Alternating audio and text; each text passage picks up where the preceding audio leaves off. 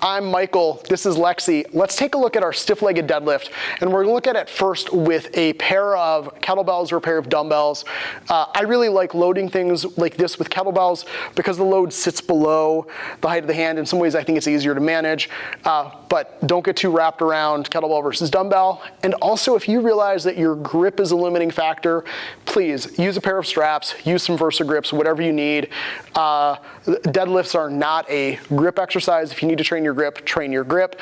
Don't let weak grip be the limiting factor when you're trying to build bigger or stronger hamstrings and glutes.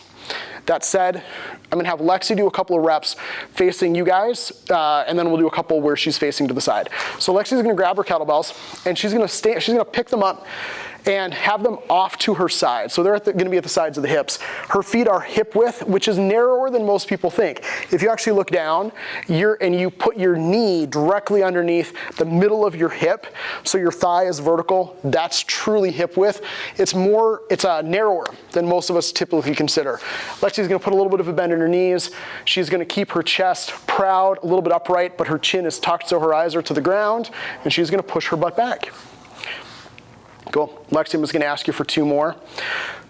So the tempo on this guy should be about a 3 count on the down, little pause in the bottom is a great plan, and then come on up. Let's go for 1 more.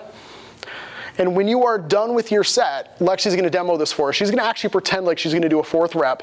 She's gonna push her butt back, and then when she is close to the ground, she's just gonna bend her knees to put the kettlebells down.